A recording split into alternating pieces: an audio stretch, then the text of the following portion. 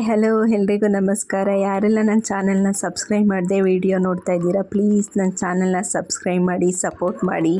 ನನಗಿವತ್ತು ಸ್ವಲ್ಪ ಶಂಕು ಪುಷ್ಪ ಹೂವು ಸಿಕ್ಕಿತ್ತು. ಇದನ್ನು ಬಿಸಿನೀರಲ್ಲಿ ಹಾಕ್ಬಿಟ್ಟು ಚೆನ್ನಾಗಿ ಕುದಿಸ್ಬಿಟ್ಟು ಸೋಸ್ಕೊಂಡು ಒಂದೆರಡು ಹನಿ ನಿಂಬೆ ಹಣ್ಣಿನ ರಸ ಹಾಕ್ಕೊಂಡು ಜೇನುತುಪ್ಪ ಸೇರಿಸ್ಕೊಂಡು ಕುಡಿದ್ರೆ ಹೆಲ್ತಿಗೆ ತುಂಬ ಒಳ್ಳೆಯದು. ನೋಡಿ ಕಲರ್ ಹೇಗೆ ಕಾಣಿಸ್ತಾ ಇದೆ. ಇದು BP ಶುಗರ್ಗೆ ತುಂಬ ಒಳ್ಳೆಯದು. ಇವತ್ತು ನಾನು ತೋರಿಸ್ತಿರೋ ರೆಸಿಪಿ ಫೈಬರ್ ರೆಸಿಪಿ. ಇದು ಡಯಟ್ ಮಾಡೋರಿಗೆ, ಮಕ್ಕಳು ಲಂಚ್ ಬಾಕ್ಸಿಗೆಲ್ಲ ತುಂಬ ಚೆನ್ನಾಗಿರುತ್ತೆ. ಮೊದಲು 1 ಕಪ್ ರಾಗಿ ತೊಗೊತಾ ಇದ್ದೀನಿ, 3 ಕಪ್ಪು ಅಕ್ಕಿ ತೊಗೊತಾ ಇದ್ದೀನಿ. ನೀವು ರೇಷನ್ ಅಕ್ಕಿನೇ ತೊಗೋಬೋದು. ಅದ್ರ ಜೊತೆ 1 ಕಪ್ಪಷ್ಟು ಕಡಲೆಕಾಳು ತೊಗೊತಾ ಇದ್ದೀನಿ, 1.5 ಕಪ್ಪಷ್ಟು ಉದ್ದಿನಬೇಳೆ ತೊಗೊತಾ ಇದ್ದೀನಿ, ಅರ್ಧ ಕಪ್ಪಷ್ಟು ಕಡಲೆಬೇಳೆ ಹಾಕ್ಕೊತಾ ಇದ್ದೀನಿ, 1 ಟೀ ಸ್ಪೂನಷ್ಟು ಮೆಂತ್ಯ ಕಾಳನ್ನ ಹಾಕ್ಕೊತಾ ಇದ್ದೀನಿ. ಮೆಂತ್ಯ ಕಾಳಂತೂ ತುಂಬ ಒಳ್ಳೆಯದು ಹೆಲ್ತಿಗೆ. ಇದನ್ನೆಲ್ಲ ಚೆನ್ನಾಗಿ ಒಂದು 3-4 ಸಲ ತೊಳೆದ್ಬಿಟ್ಟು ನೆನೆಸಿಟ್ಕೊಳ್ಳೋಣ. ನಾನಿಲ್ಲಿ ಉದ್ದಿನಬೇಳೆನ ಸಪ್ರೇಟ್ ನೆನೆಸ್ಕೊಂಡಿದ್ದೀನಿ, ಯಾಕಂದರೆ ಉದ್ದಿನಬೇಳೆ ಮನೆ ಉದ್ದಿನಬೇಳೆ, ಸೊ ಅದಕ್ಕೋಸ್ಕರ.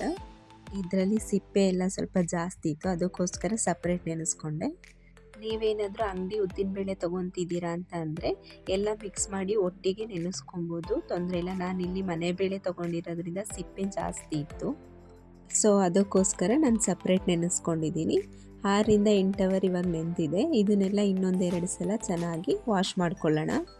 ನಿಮ್ಮ ಹತ್ರ ಹೆಸ್ರು ಕಾಳಿದ್ರೆ ಸೊ ಇದಕ್ಕೆ ಹೆಸ್ರು ಕಾಳನ್ನ ಸಹ ಆ್ಯಡ್ ಮಾಡ್ಕೊಬೋದು. ನನ್ನ ಹತ್ರ ಇರಲಿಲ್ಲ, ಅದಕ್ಕೋಸ್ಕರ ಆ್ಯಡ್ ಮಾಡಿಲ್ಲ. ನಾವು ಕೆಲವೊಂದು ಬೇಳೆ ಮತ್ತು ಕಾಳುಗಳನ್ನ ಊರಿಂದನೇ ತೊಗೊಂಡು ಬರ್ತೀವಿ.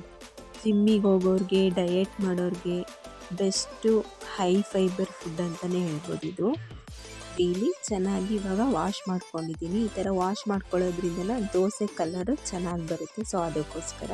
ಸಪ್ರೇಟು ಉದ್ದಿನ ಬೇಳೆನ ಚೆನ್ನಾಗಿ ವಾಶ್ ಮಾಡಿ ಇಟ್ಕೊಂಡಿದ್ನಲ್ಲ, ಅದನ್ನು ಇಲ್ಲಿ ಆ್ಯಡ್ ಮಾಡ್ತಾಯಿದ್ದೀನಿ. ಆ್ಯಡ್ ಮಾಡಿದ್ದಾದಮೇಲೆ ನಾನು ಇನ್ನೊಂದು 2 ಹಿಡಿಯೋಷ್ಟು ಅನ್ನ ಹಾಕ್ಕೊತಾ ಇದ್ದೀನಿ.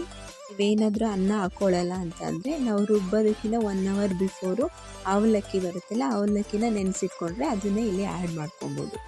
ಅನ್ನನ ಹಾಕ್ಕೊಂಡು ಚೆನ್ನಾಗಿ ಇಲ್ಲಿ ಒಂದ್ಸಲ ಮಿಕ್ಸ್ ಮಾಡ್ಕೊತಾ ಇದ್ದೀನಿ, ಎಲ್ಲ ಮಿಕ್ಸ್ ಆಗಲಿ ಅಂತ. ಮಿಕ್ಸ್ ಮಾಡ್ಕೊಂಡಿದ್ದಾದಮೇಲೆ ಮಿಕ್ಸಿ ಜಾರಿಗೆ ಹಾಕ್ಕೊಂಡು ತುಂಬ ಸಣ್ಣಗೆ ರುಬ್ಕೊಬೇಕು. ರುಬ್ಕೊಳ್ಳುವಾಗ ಸ್ವಲ್ಪ ನೀರು ಸೇರಿಸ್ಕೊಂಡು ರುಬ್ಬಬೇಕು. ಜಾಸ್ತಿ ನೀರು ಸೇರಿಸ್ಬಿಟ್ರೆ ಅದು ತುಂಬ ತೆಳು ಆಗೋಗುತ್ತೆ, ದೋಸೆ ಅದಕ್ಕೆ ಬರಲ್ಲ. ನಮಗೆ ದೋಸೆ ಅದ ಎಷ್ಟು ಬೇಕು ನೋಡ್ಕೊಂಡು ನೀರು ಸೇರಿಸ್ಕೊಬೇಕು. ನೋಡಿ ಹೀಗೆ ಸಣ್ಣಗೆ ರುಬ್ಕೊಬೇಕು. ಈ ಥರ ರುಬ್ಕೊಂಡ್ರೆ ನಮಗೆ ದೋಸೆ ತುಂಬ ಕ್ರಿಸ್ಪಿಯಾಗಿ ಬರೋದು. ನೋಡಿ ಈ ಅದಕ್ಕೆ ನಾನು ರುಬ್ಕೊಂಡಿದ್ದೀನಿ, ಇದೇ ಅದಕ್ಕೆ ಇರಬೇಕು. ರುಬ್ಕೊಂಡಿದ್ದಾಗಿದೆ. ರುಬ್ಕೊಂಡಿದ್ದಾದಮೇಲೆ ಇಲ್ಲಿ ನಾನು ಚೆನ್ನಾಗಿ ಕೈನಲ್ಲೇ ಮಿಕ್ಸ್ ಮಾಡೋದು. ಕೈನಲ್ಲಿ ಮಿಕ್ಸ್ ಮಾಡೋದ್ರಿಂದ ತುಂಬ ಚೆನ್ನಾಗಿ ಮಿಕ್ಸ್ ಆಗುತ್ತೆ ಎಲ್ಲ. ಮಿಕ್ಸ್ ಆಗಿದ್ದಾದಮೇಲೆ ಓವರ್ ನೈಟು ಇಡಬೇಕು ಹಾಗೆ. ಇದು ನೆಕ್ಸ್ಟ್ ಡೇ ಚೆನ್ನಾಗಿ ಉಬ್ಬಿದೆ. ದೋಸೆಗೆ ಟೊಮೆಟೊ ಗೊಜ್ಜು ಮಾಡ್ಕೊಳ್ಳೋಣ. ಈ ದೋಸೆಗೆ ಟೊಮೆಟೊ ಗೊಜ್ಜು ತುಂಬ ಒಳ್ಳೆ ಕಾಂಬಿನೇಷನ್ ಇರುತ್ತೆ. ಟೊಮೆಟೊ ಗೊಜ್ಜು ಮಾಡ್ಕೊಳ್ಳುವಾಗ ಯಾವಾಗಲೂ ನೀವು ಆ್ಯಪಲ್ ಟೊಮೊಟೊನೇ ತೊಗೊಳ್ಳಿ. ಆ್ಯಪಲ್ ಟೊಮೊಟೊ ತುಂಬ ಚೆನ್ನಾಗಿ ಬರುತ್ತೆ ಗೊಜ್ಜು. ನಾನೊಂದು 3-4 ಟೊಮೊಟೊ, 2 ಈರುಳ್ಳಿನ ಸಣ್ಣದಾಗಿ ಹಚ್ಚಿಟ್ಕೊಂಡಿದ್ದೀನಿ. ಒಂದು ಬಾಣಲಿ ಇಟ್ಟು ಬಾಣಲಿಗೆ ಆಯಿಲ್ ಹಾಕಿ, ಸಾಸಿವೆ, ಸ್ವಲ್ಪ ಜೀರಿಗೆ, ಈರುಳ್ಳಿ ಸ್ವಲ್ಪ ಗೋಲ್ಡನ್ ಬ್ರೌನ್ ಬರೋ ತನಕ ಫ್ರೈ ಮಾಡ್ಕೊಬೇಕಾಗುತ್ತೆ. ಇದು ಇನ್ನೊಂದು ಸ್ವಲ್ಪ ಫ್ರೈ ಆದರೆ ಗೋಲ್ಡನ್ ಬ್ರೌನ್ ಬರುತ್ತೆ. ನೋಡಿ ಇವಾಗ ಆಗಿದೆ. ಇದಕ್ಕೆ ನಾನು ಟೊಮೊಟೊ ಸೇರಿಸ್ಕೊತಾ ಇದ್ದೀನಿ. ಟೊಮೊಟೊ ಚೆನ್ನಾಗಿ ಸಾಫ್ಟ್ ಆಗಬೇಕು. ಸಾಫ್ಟ್ ಆದರೆ ನಮಗೆ ಚೆನ್ನಾಗಿ ಬರೋದು ಗೊಜ್ಜು. ಟೊಮೊಟೊ ಸಾಫ್ಟ್ ಆಗೋಕ್ಕೆ ನಾನೀಗ ಸ್ವಲ್ಪ ಉಪ್ಪನ್ನ ಸೇರಿಸ್ಕೊತಾ ಇದ್ದೀನಿ. ಉಪ್ಪನ್ನ ಸೇರಿಸ್ಕೊಂಡು ಸ್ವಲ್ಪ ಮಿಕ್ಸ್ ಮಾಡಿಬಿಟ್ಟು ನಾನು ಇದನ್ನು ಸಣ್ಣೂರಿನಲ್ಲಿ 1-2-3 ನಿಮಿಷ ಚೆನ್ನಾಗಿ ಬೇಯಿಸ್ಕೊತೀನಿ. ಬೇಯಲಿ ಚೆನ್ನಾಗಿ. ಇವಾಗ ಟೊಮೊಟೊ ಸಾಫ್ಟ್ ಆಗಿದೆ.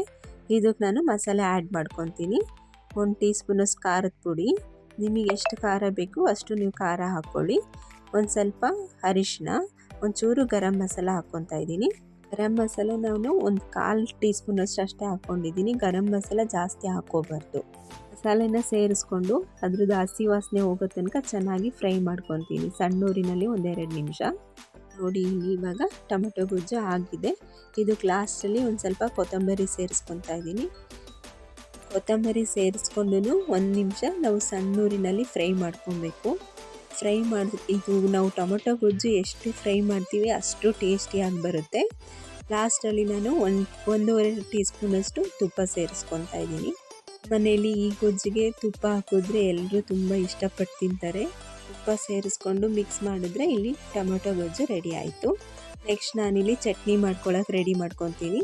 ಚಟ್ನಿಗೆ 1 ಬೌಲಷ್ಟು ತೆಂಗಿನಕಾಯಿ ತುರಿ, 1 ಬೌಲಷ್ಟು ಕಡಲೆ, 4 ಮೆಣಸಿನ್ಕಾಯಿ, 4 ಎಸಳು ಬೆಳ್ಳುಳ್ಳಿ, ಸ್ವಲ್ಪ ಹುಣಸೆಹಣ್ಣು, ಕೊತ್ತಂಬರಿ ತೊಗೊಂಡಿದ್ದೀನಿ.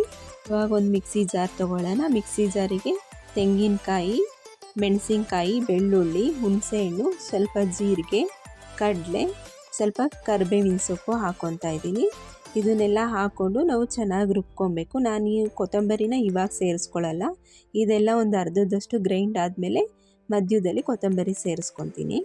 ಇದ್ರ ಜೊತೆ ಸ್ವಲ್ಪ ಉಪ್ಪನ್ನು ಸೇರಿಸ್ಕೊಬೇಕು. ನಮ್ಮ ಮೈಸೂರು ಕಡೆ ನಾವು ಹೀಗೆ ಮಾಡೋದು ಚಟ್ನಿನ.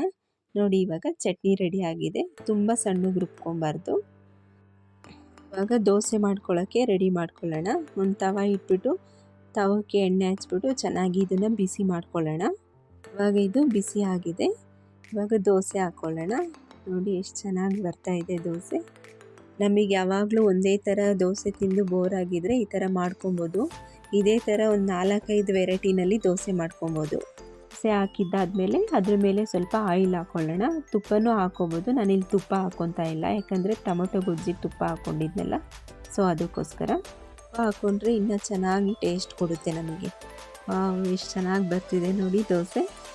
ಇದೇ ಥರ ನಾನು ದೋಸೆ ಎಲ್ಲ ಮಾಡ್ಕೊಂಡಿದ್ದಾದಮೇಲೆ ನೋಡಿ ಸರ್ವ್ ಮಾಡ್ಕೊತಾ ಇದ್ದೀನಿ. ಟೇಸ್ಟ್ ಅಂತೂ ತುಂಬ ಚೆನ್ನಾಗಿ ಬಂದಿತ್ತು. ನೀವು ಒಂದ್ಸಲ ಟ್ರೈ ಮಾಡಿ, ಹೇಗೆ ಬಂತು ಅಂತ ಕಮೆಂಟ್ ಮಾಡಿ.